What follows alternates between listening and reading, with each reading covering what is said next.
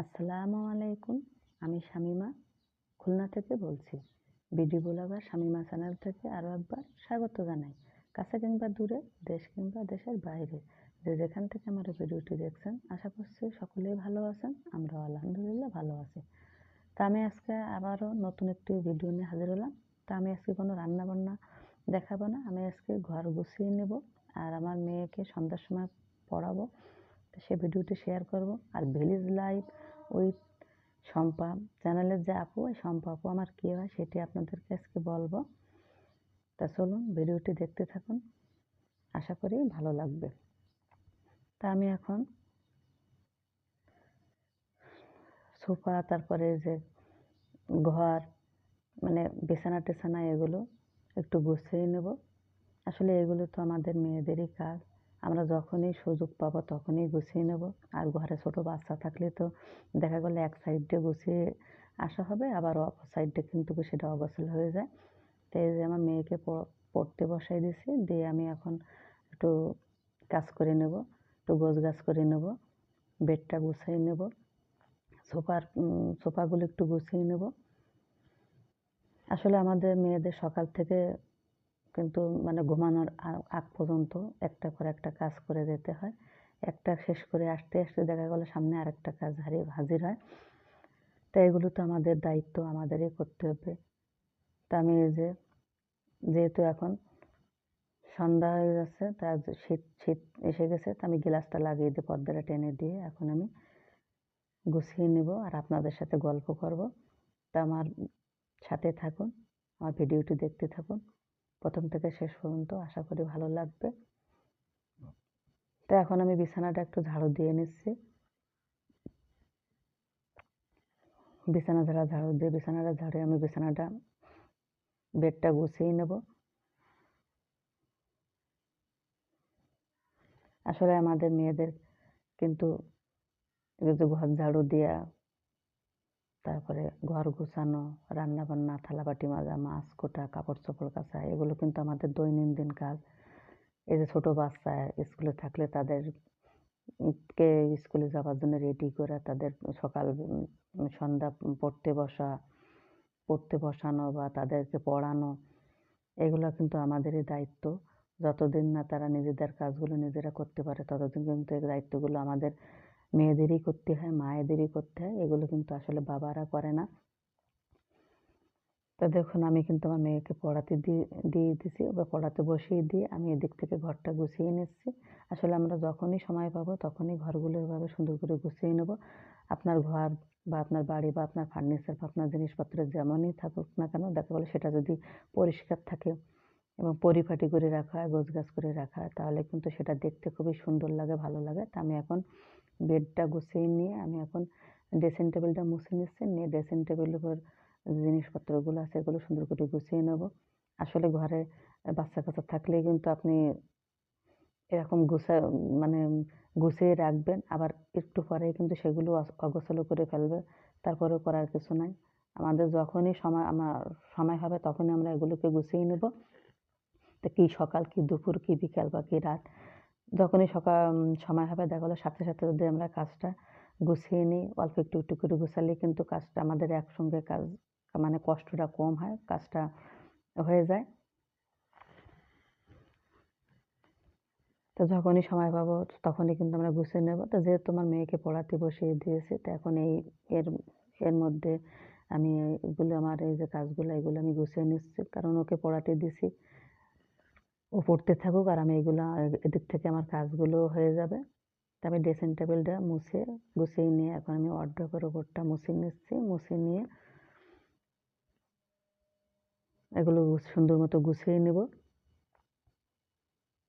আসলে পরিষ্কার পরিচ্ছন্নতা কিন্তু ঈমানের অঙ্গ। তারপরে আমাদের কাজের মধ্যে সময় করে কিন্তু এরকম ঘরগুলো সবসময় গুছিয়ে রাখতে হবে, পরিষ্কার পরিচ্ছন্ন করে রাখতে হবে। আর এরকম জিনিসপত্র, ফার্নিচার, এগুলো কিন্তু যত ভালো মুছবেন তত দেখবেন ভালো থাকবে, পরিষ্কার থাকবে, পরিপাটি থাকবে এবং চকচকে থাকবে। তা আমরা এরকম সময় করে গুছিয়ে নেব, যখনই সময় পাবো তখনই গুছিয়ে নেব।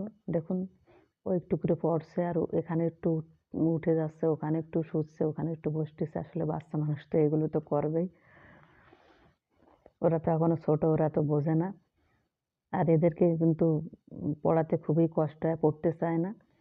একটু পড়লেই মানে কেমন জানি ওরা হাঁপিয়ে যায়, আর পড়তে চায় না। 10-15 মিনিট পড়েই আবার একটু জিরায়, একটু কোনো কিছু খাবে বা এটা ধরবে, ওটা ধরবে, একটু দুষ্টুমি করবে, তারপরে আবার পড়বে।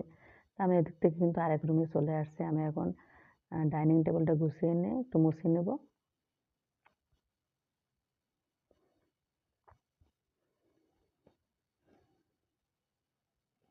তো যে কোনো কাজ দেখা গেল কি আপনার সামনে যখনই যেটা পড়বে অগোছালো কাজ বা যেটা আছে অসম্পূর্ণ কাজ, সেটা সাথে সাথে করে নিলেই কিন্তু কাজটা সহজ হয়ে যায়।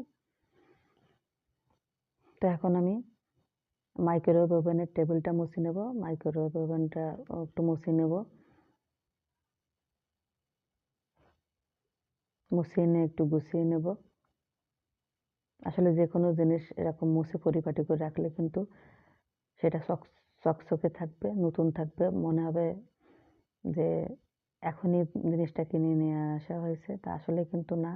এগুলো কিন্তু পরিষ্কার পরিচ্ছন্নতা যত করে মানে যত পরিষ্কার করে রাখবেন তত ভালো থাকবে, ভালো দেখাবে। তো এভাবে আমরা সবসময় মুছে নেব ফার্নিচারগুলো।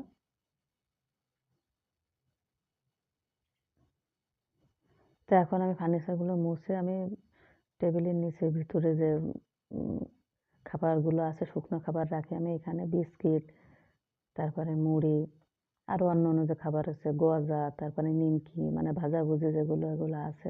বাচ্চারা দেখা হলে বিকালবেলায় খেয়ে পড়তে বসে বা যখনই একটু খেতে মন চায়, ক্ষুধা লাগে, তখনই খেয়ে নেয় সবাই।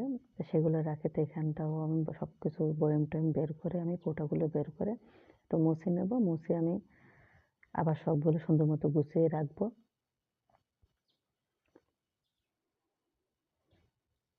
তো আমাদের মেয়েদের কিন্তু সারাদিনের কাজই এরকম ঘর ঘর গোছানো, এগুলো সংসারের কাজ।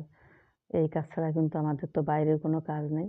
তাই এর ফাঁকে দেখা গেল কি আমাদের কিন্তু নামাজ কালাম, রান্না বান্না সব কিছু করে নিতে হয় সারাদিনের মধ্যে। আর আপনি দুনিয়ার কাজ যতই করেন না কেন, আমাদের মৃত্যু তো হবেই। জন্মগ্রহণ যখন করেছি, মৃত্যু তো অবধারিত।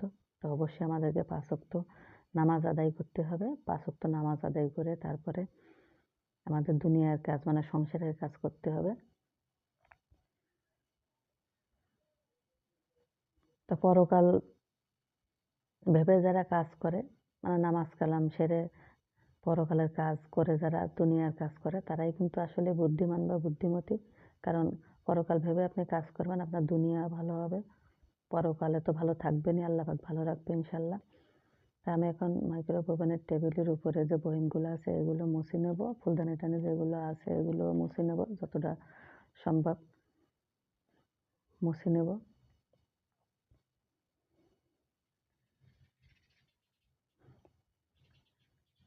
তা আসলে দুনিয়াটা কিন্তু অনেক কঠিন জায়গা।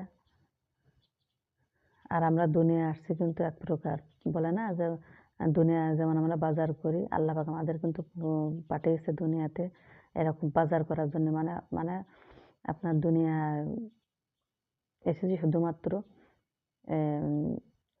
সংসার করার জন্য না, আল্লাহ পাক পাঠিয়েছে আমাদেরকে তার ইবাদত করার জন্য। সেহেতু তার ইবাদত করতে হবে আগে, তারপরে আছে দুনিয়ার কাজ করতে হবে।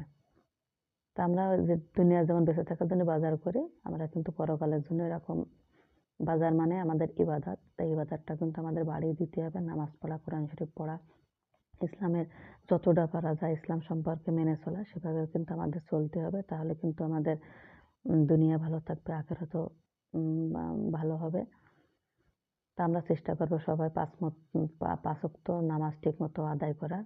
আর যারা কোরআন শরীফ পড়তে পারে তারা কোরআন তেলাওয়াত করার, অন্তত 2 বার, না পারলেও 1 বার। শুধু দুনিয়া নিয়ে পড়ে থাকলে হবে না, আমাদেরকে আখিরাতের কথা প্রথমে ভাবতে হবে। তাই এদিক থেকে আমি এখন শোকেসটা মুছে নিচ্ছি। আসলে ঘরের ভিতরে এত ধুলাবালি কোথার থেকে আসে জানি না। আপনি 2 থেকে 3 দিন বা 1 সপ্তাহ মুছবেন না, দেখবেন কি পরিমাণ ধুলা পড়ে ফার্নিচারের উপরে। তা আমরা প্রতিদিন এরকম মুছে নিলেই ভালো হয়, তা না হলে অন্তত সপ্তাহের জন্য আমরা এরকম মুছে নিই ফার্নিচারগুলো, তাহলে ফার্নিচারগুলো ভালো থাকবে বা পরবর্তীতে আপনার কাজ করতেও সুবিধা হবে। দেখা গেলো অনেকদিন পরে মুছলে কিন্তু ময়লাটা বেশি পড়ে, তখন পরিষ্কার করতেও কষ্ট হয়। তো আমি টেবিলটা গুছিয়ে নিলাম, ফার্নিচারগুলো মুছে নিলাম।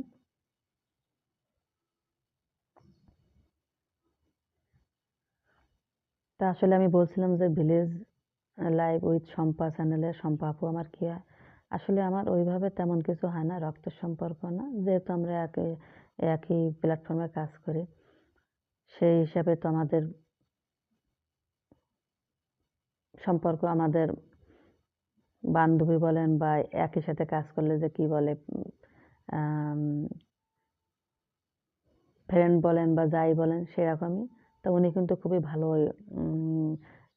ভিডিও বানায়, বা ওনার হাজব্যান্ড দোয়েল অ্যাগ্রো, উনি কিন্তু ভালো ভিডিও বানান। ওনারা তো বড় বড় ইউটিউবার, সেলিব্রিটি হয়ে গেছেন, আমরা তো কেবল শুরু করছি। তো ইনশাল্লাহ হয়তো একদিন আমরাও এরকম হব, জানি না হবে কিনা, তবে চেষ্টা তো করবো। তো এদিক থেকে আমার মেয়ের পড়া হয়ে গেছে, এখন ওকে আমি লিখতে দেবো। তো এখন আমি ইংলিশ টু বাংলা মানে ইংরেজি লিখে দেবো, তার বাংলার অর্থগুলো লিখবে। তাই বলছে আম্মু তুমি আমাকে লিখে দাও, তাহলে আমার তাড়াতাড়ি হয়ে যাবে। তা আমি ইংলিশগুলো লিখে দিচ্ছি আর ও বাংলা অর্থগুলো লিখবে। তো সকাল সন্ধ্যা কিন্তু এভাবে আমাদের মেয়েদেরকে বাচ্চা নিয়ে পড়াতে বসতে হয়, কারণ আসলে যতই আপনি টিচার দেন না কেন, মায়েরা যদি খেয়াল না করে বাচ্চার লেখাপড়া কিন্তু ভালো হয় না, রেজাল্ট ভালো হয় না। যদিও আমি এখনো ওর টিচার দিই না, আমি ওকে পড়াই। আর আমার আশি ক্লাস 1-এ পড়ে। তো ওর জন্য সবাই দোয়া করবেন, আমার বাচ্চাদের জন্য সবাই দোয়া করবেন, ওরা যেন মানুষের মতো মানুষ হয়, এবং আল্লাহ পাক যেন ওদেরকে সুস্থতা দান করেন, সুস্থ রাখে যেন, এবং ওদেরকে যেন ইসলামিকভাবে মানুষ করতে পারি, সেই দোয়াও করবেন। কারণ এই ছোটবেলা থেকে কিন্তু ওদেরকে ইসলামিক শিক্ষা দিতে হবে, ইসলাম সম্পর্কে জানাতে হবে। লেখাপড়ার পাশাপাশি আগে কিন্তু ইসলাম সম্পর্কে ওদেরকে জানাতে হবে বা বোঝাতে হবে। আমি যে সবগুলো ওয়ার্ড লিখে দিছি, এখনো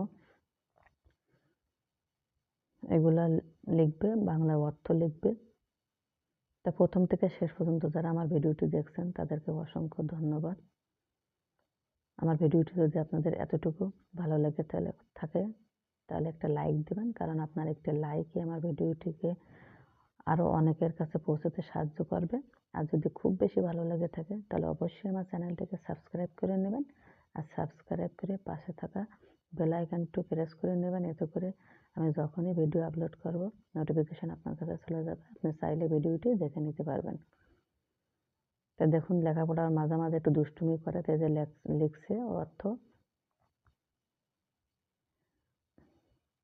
তা আমাদের সময় যেমন লেখাপড়া যে ধরন ছিল, আসলে কিন্তু লেখাপড়া এখন অনেক চেঞ্জ হয়ে গেছে। মাঝে 3-4 বছর তো খুবই খারাপ অবস্থা, মানে লেখাপড়া এক প্রকারে ছিল না। এদের কিন্তু পরীক্ষা ছিল না 3 পর্যন্ত, তাই এদেরকে এবার নিচ্ছে।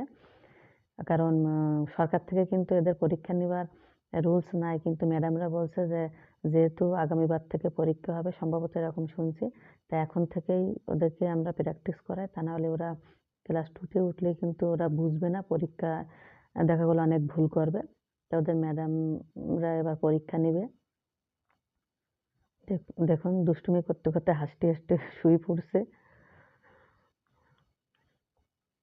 তা সকলে আমার আশীর জন্য দোয়া করবেন।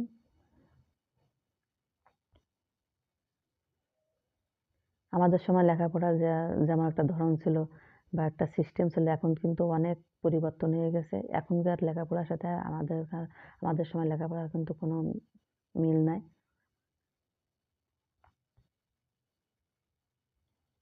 তো মাঝে তো 2-3 বছর আগে যে সিস্টেম করছে, যে ভারতে যেমন এসএসসি পর্যন্ত কোনো মানে তেমন গুরুত্বপূর্ণ কোনো পরীক্ষা থাকবে না, বা এসএসসির মানও নির্ধারণ করবে না, ইন্টার থেকেই ভারতে মানে পরীক্ষার মান নির্ধারণ করা হয়। তা সেভাবে কিন্তু আমার বাংলাদেশও চালু করছিল। তো এই সরকার পতন হওয়ার পরে কিন্তু সেটা চেঞ্জ হয়ে গেছে। তা আমার বড় মেয়ে তো এবার ক্লাস 10 এ উঠবে। তো ওর জন্য অনেকটাই ক্ষতি হয়ে গেল। কারণ ওদের সময় কিন্তু পরীক্ষার মানে লেখার সিস্টেম বা পড়ার সিস্টেম খুবই কম ছিল। ওদেরকে হচ্ছে আপনার অ্যাসাইনমেন্ট এই জিনিসটা ছিল।